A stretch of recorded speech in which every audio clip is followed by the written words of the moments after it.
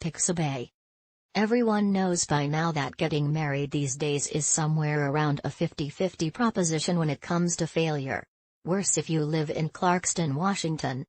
What is surprising about divorce in the 21st century is why people are getting divorced.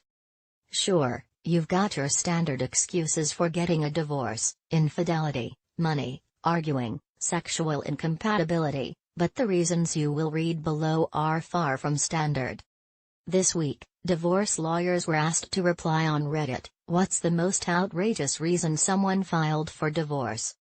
The answers given might make you want to think twice before you decide to tie the knot. Was a loud chewer at the dinner table. He developed a complex and literally needed out as he couldn't bear to eat with her. Understandable.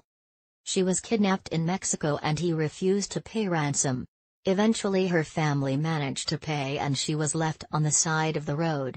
It is not outrageous as in petty but outrageous as how absurd that is. In truth, that's actually a pretty good test of how much he cares. He had an argument with the new in-laws during the wedding and moved out at around 5 a.m. during the first night. I hope she still went on the honeymoon. He was frustrated by her hoarding. She was frustrated by his utter uselessness. He filed for divorce, and she was my client. Her prized possession was a room or two full of scrapbooking materials. His prized possession was a yard full of junk cars that he never worked on.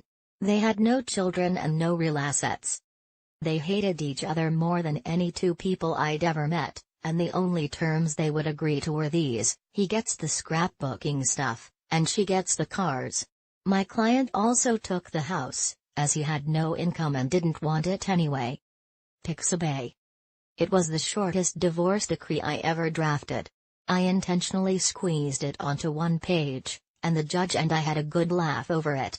Once the decree was signed and filed, she hauled all the scrapbooking stuff to the yard, and he removed it to the dump. She then called a junk shop I referred her to and had all of his cars removed from the yard. Hard to believe that marriage ended in divorce. He got drunk at the wedding, she did not like it, and decided to divorce him right after the honeymoon, which she went to without him.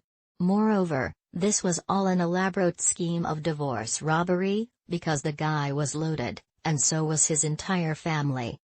They were loaded because they were a family of excellent lawyers, and he was a third-generation lawyer, with all the smarts and experience of his predecessors combined.